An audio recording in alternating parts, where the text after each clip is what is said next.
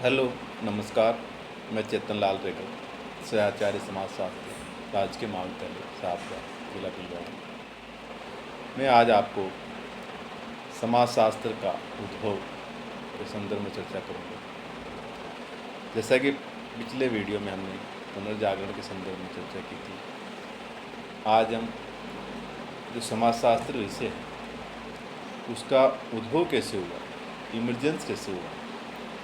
हम जानते हैं एक पृथक विषय के रूप में समाजशास्त्र का इतिहास 150 सालों से अधिक पुराना नहीं है, क्योंकि 1838 में ही इसको समाजशास्त्र विषय का दर्जा मिला और ऑगस्ट कांटे इसके पिता जनक माने जाते थे। ये हमने प्रथम वर्ष में पढ़ लिया। तत्पश्चात वैसे तो काफ़ी सारी स्थितियाँ गुजरती रही। कई सारे दार्शनिकों ने भी सामाजिक दार्शनिक हुए जिन्होंने अनेक आधार पर जीवन को समझने का प्रयास किया। इसके इतिहास की बात करें तो सहायता से समाज और सामाजिक जीवन के विभिन्न पहलुओं के समझने का भी प्रदान किया जाता है, प्रयत्न किया गया है। और इसके अंतर्गत समाजशास्त्र के अंतर्गत सहायता से ली जाए तो इतिहास की बातों को भी इसमें शामिल किया गया है। कई सारी पद्धतियों को इसके विकास में योगदान दिया गया है। तो सामाजिक दर्शन से ही समाजशास्त्र की ओर जो संक्रमण हुआ है उसके संदर्भ में अगर हम चर्चा करें तो उसके 3 विश्लेषण वाली पद्धतियाँ उभर कर सामने आती है, जिसके आधार पर हम समाजशास्त्र के उद्भव के बारे में चर्चा कर सकते हैं। प्रथम जो विश्लेषण पद्धति थी वो मानव चिंतन की निरंतरता पर जोर देती थी, जिसमें समाजशास्त्र के उदय और विकास को प्राचीन युग के सामाजिक चिंतन के साथ जोड़ने का प्रयास किया गया। टिमेरोव ने, वांस ने समाजशास्त्र के प्रारंभ में चिंतन की एक निरंतर प्रवाह के एक भाग के रूप में माना गया है। तो इसी के अनुसार तो प्राचीन काल में जो है ग्रीस है, रोम है, भारत चीन राज्य में सबसे पहले भारत का उदय हुआ समाजशास्त्र का। विश्लेषण करने वाले समाजशास्त्रियों में कई सारे दार्शनिकों के नाम आते पहले, जिन्होंने कई सारी अध्ययन पद्धतियों को शामिल करते हुए में से समाजशास्त्र में जो उत्पत्ति की शुरुआत हुई, पद्धतियों के परिणाम स्वरूप हुई। दूसरी विश्लेषण पद्धति की बात करें तो सिद्धांत और तथ्यों के विवेचन पर जोर देती है, और इस पद्धति का जो प्रतिपादक था वो मर्टन था, जिन्होंने सिद्धांतों पर विचार करते समय इसके इतिहास पर जोर नहीं देकर के तथ्यों के विश्लेषण पर जोर दिया जाए, ऐसा उनका कहना था।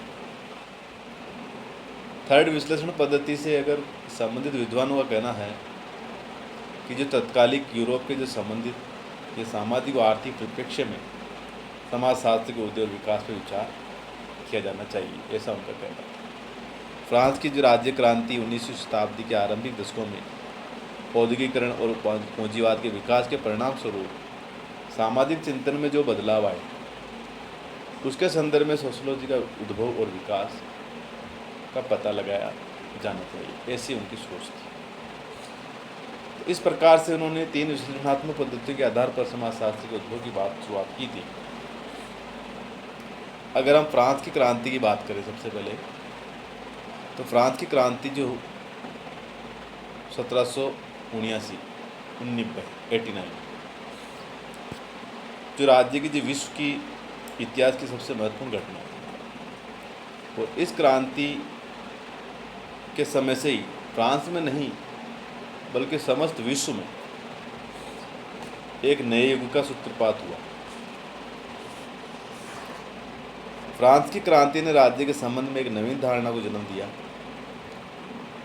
राजनीति तथा समाज के विषय में एक नए सिद्धांत प्रतिपादित किए, जीवन का एक नया दृष्टिकोण सामने रखा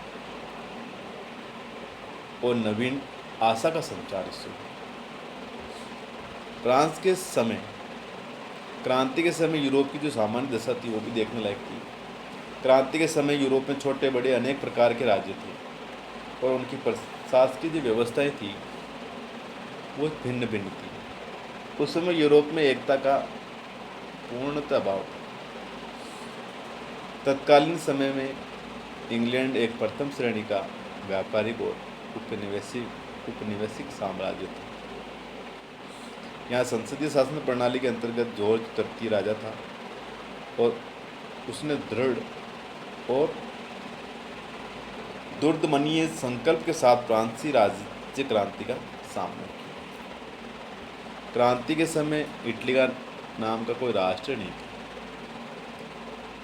ये एक भौगोलिक अभिव्यक्ति मात्र थी। यद्यपि इटली का अतीत जो है देदीप्य मान था, परंतु उनकी महानता की पुनः प्राप्ति दूर की बात थी। जर्मनी में भी 360 से भी अधिक छोटे छोटे राज्य थे जिन्हें सीधे पवित्र रोमन सम्राट से अधिकार मिले हुए थे। कुछ राज्य चर्च के अधीन थे। ऑस्ट्रिया का राज्य पुराना भी था और प्रसिद्ध भी था। यहाँ हैब्सबर्ग वंश का शासन चलता था। यहाँ पर नस्लों, राज्य, भाषाओं का विचित्र जमघट था। तो रूस का राज्य जो महाद्वीप में सर्वाधिक फैला हुआ था और यहाँ के जो निवासी थे वो ग्रीक चर्च के अनुयायी थे। उसमें रूस के शासक थे कैब्रिन मान थे। तो उस समय यह तो हुई सामान्य बात जो यूरोप की क्रांति की स्थिति थी। और फ्रांस की भी कुछ ऐसी स्थिति थी वो भी देखने लायक थी। फ्रांस की क्रांति ने फ्रांस में सदियों से चली आ रही सामंती व्यवस्था को भ्रष्ट कर आधुनिक लोकतंत्रीय व्यवस्था का मार्ग तैयार किया। राजनीतिक स्थिति तत्कालीन समय में फ्रांस पर बूर्बों का वंश का शासन स्थापित था। जो लुई थे 14वें के शासनकाल में उनके जो मंत्री थे रिस्लिथ ने सामंतों का दमन करके उन्हें शोभा की वस्तु बना दिया। अर्थात लुई ने 14वां ने सत्ता का पूर्ण केंद्रीकरण कर दिया। उसने अपने उत्तराधिकारी को परामर्श दिया कि जनहित के कार्य करना, युद्ध न करना और अच्छे परामर्शदाता रखना। लुई 14वां का उत्तराधिकारी था लुई 15वां निर्बल, विलासी, लापरवाह शासक सिद्ध हुआ। उसने अपनी मृत्यु से पूर्व ही ये कहा था कि मेरे मरने के बाद प्रलय होगा। तो वस्तुतः उसकी मृत्यु के 15 वर्षों बाद फ्रांस में क्रांति हुई जिसने बुर्बो वंश की सत्ता को समाप्त कर दिया। तो फ्रांस की क्रांति के समय लुई जो 16वां शासक था वो बना, जो कि शासन संचालन के लिए पूर्णतः अनुपयुक्त था। और उसकी अदूरदर्शिता ने क्रांति का जो मार्ग है वो प्रशस्त किया। लुई 16वें की जो पत्नी थी मेरी एंटोइनेट को श्रृंगार और प्रदर्शन तथा अनाप शनाप व्यय करने के कारण लोग विदेशी औरत, श्रीमती वीटो आदि नाम से पुकारते। इस प्रकार फ्रांस के राजनीतिक जीवन में एक प्रकार की षड्यंत्र पैदा हुई। न उसमें गतिशीलता थी और न प्रबुद्धता। अब सामाजिक स्थिति। तत्कालीन फ्रांसीसी समाज 3 श्रेणियों में बटा हुआ था। प्रथम था इन स्टेट, जिसमें धर्म अधिकारी वर्ग के लोग थे। इसमें वर्ग विशेष बिशप है, आर्क बिशप है, कार्डिनल आदि।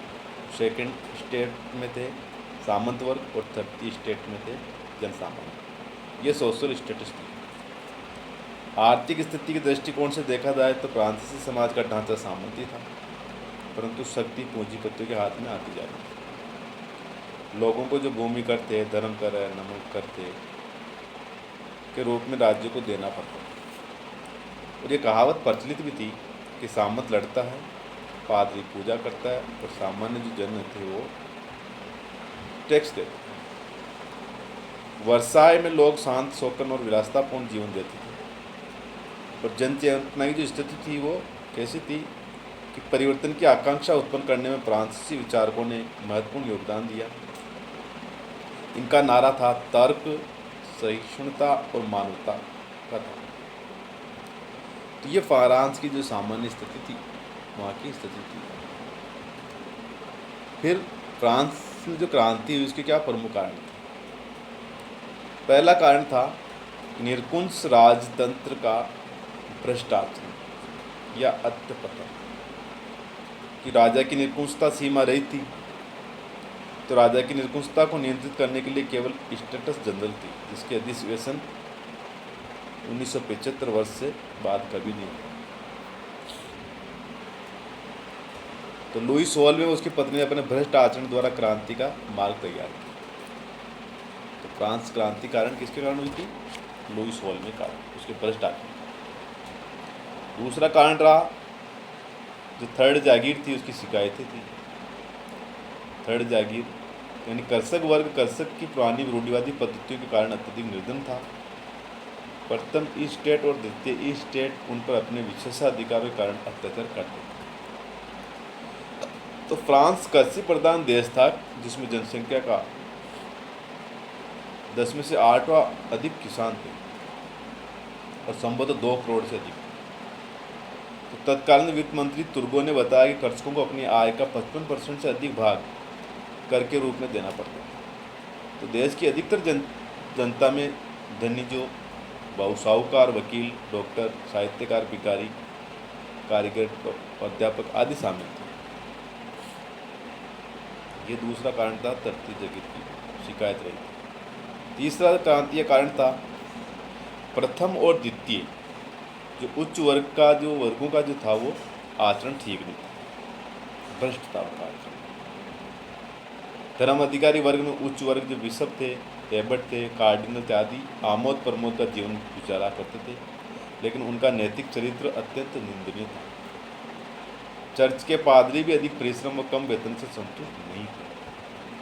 तो ये दोनों ही वर्ग के भ्रष्ट आचरण के कारण भी फ्रांस में राजनीतिक क्रांति हुई। चौथा कारण था राजाओं का जीवन विलासितापूर्ण जीवन था। लुई 16वां जो था राजधानी पेरिस से 20 किलोमीटर दूर वर्साय में स्थित महल में, जिसमें सैकड़ों कमरे, नाट्यशाला, भोजन कक्ष, सत्कार गृह, हजारों नौकर थे। यहाँ राजा के भोजन पर ही $15 लाख खर्च होते थे। तो 1789 में राजा राजनी ने $2 करोड़ खर्च किए। लोग राज दरबार को राष्ट्र की कब्र कहने लगे। फल तक क्या हुआ उसका कि 1788 तक की ऋण $60 करोड़ तक पहुंच गया था। तो ये सरकार का घोर वित्तीय संकट में थी। यानी सरकार की जो आर्थिक स्थिति वो राजा की विलासितापूर्ण जीवन के कारण हुई, उससे भी क्रांति हुई। पांचवा कारण था दार्शनिकों का प्रभाव।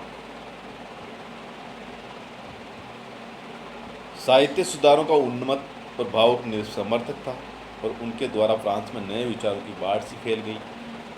और इस साहित्य में भविष्य को अधिक सुंदर और सुखी बनाने के जो सुझाव थे वो ये देखे जा सकते हैं। इसमें पहला था बाल्तेर, दूसरा रूसो, तीसरा मॉन्टेस्क्यू।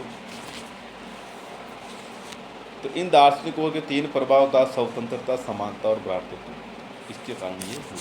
नंबर 6 कारण था तात्कालिक कारण। अमेरिका वासियों को उनके स्वतंत्रता संग्राम में फ्रांस की आर्थिक सहायता से घाटा बहुत बढ़ गया।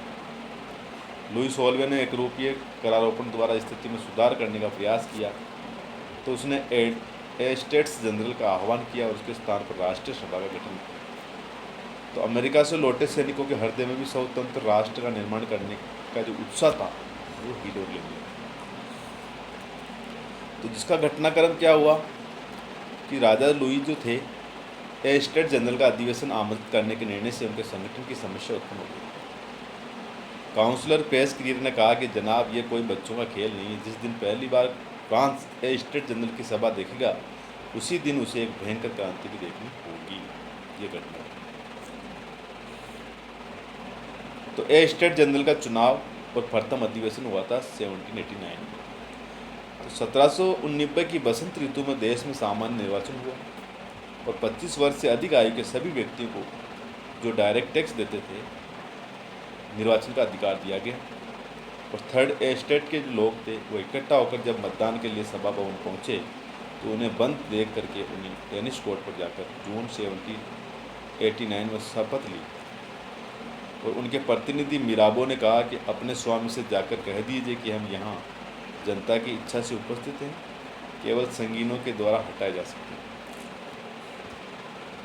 इसी प्रकार बास्तिल के जो दुर्ग का भी पतन हुआ वो भी एक कारण रहा। 14 जुलाई 1789 को पेरिस से कुछ दूर स्थित छोटा किला पर जहाँ